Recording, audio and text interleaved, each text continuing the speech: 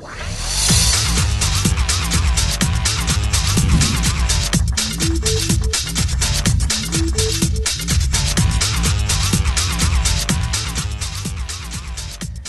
to Essential Shorts videos, where we take a look into the world of student ministry one topic at a time. Now today's topic is relationships. Now not the normal approach to relationship ministry, but a different look into how youth are affected by relating to others. I call this relational math. So we know that youth are highly relational, and we know that if we can understand their relational world, we stand a better chance at introducing them to Christ and nurturing them in their faith. So students are in the process of discovering who they are and what they believe. So it's a commonplace for them to behave differently according to the social situation that they're in. Now, we understand there's 5 major social areas. We have home, school, church, job, and leisure. And of course, leisure includes sports. So I was introduced to this idea of relational math from a ministry friend of mine named Bob Taylor. Now, although I've developed it over the years, I'll be forever grateful for the insight that Bob gave me. And I want to share the version of this with you. All right, first let's consider the math problem, Y1 does not equal Y2. In other words, no two youth are exactly alike. In other words, a shotgun approach to ministry will hit something, but it's not nearly as effective as a sharpshooter with a rifle. So we must remember that youth are individual people with individual needs. Yes, they have many things in common, and at times they appear to be clones from the same adolescent recipe, but they're unique and specific in needs. Now, while we as youth ministers know this to be true, too often we shortcut our ministry and we group our teenagers into one single lump sum and tend to sort of treat them as the same because they have many things in common with each other. While this is expedient and comfortable to put students into one category, it's not a healthy practice. So often we do this because culture pushes us in this way, and youth are categorized in culture. And so we have to be mindful that we don't treat them as a collective group only.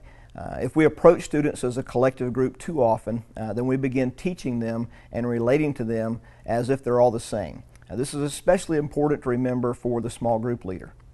So what makes Y1 different than Y2? Whether it's spiritual development or faith maturity, we don't want to fall into the attendance trap, which means that just because they're here all the time or they're there often, that they love the Lord more than anyone else, or their heart is more tender or open to what God is doing. That may be the case. Or just because a boy is big and mature looking doesn't mean that he is anything more emotionally mature or spiritually deep. But Y1 is different than Y2 also because of friends. Some have many friends. Some have only a few friends. Some feel like they don't have a friend at all, and one are exclusively a one-friend person. So Youth 1 is different from Youth 2, also in learning ability. Some love to explore, some love to create, some are visually strong, some are more audible, and some like to experiment hands-on. They're different in their hobbies and interests. There's just an endless number of interests that students have today that are available to them in this generation. Of course, they're different in personality. Some are shy, some are withdrawn, some are introverts, some are extroverts, some are balanced and mixed. They're different in their family life. Some have brothers and sisters that are biological. Some are a blended family, single parent. All these things you already know. They're different, but we have to keep in mind that all these things make them unique and not just as a group category. Okay, so another relational math problem is Y1 plus T does not equal Y1. Now, Youth 1 plus time does not equal Youth 1. This is good news for us in youth ministry. In other words, the youth that you teach today will not be the same youth that grows up tomorrow. The time that you invest will yield a wonderful product. So time is the factor that you have to work with, and it's one of the most important variables, and you hold the key to how that time is used if you count it valuable. So this student will be growing up, and he's a culmination of his life experiences with the time that you've afforded him.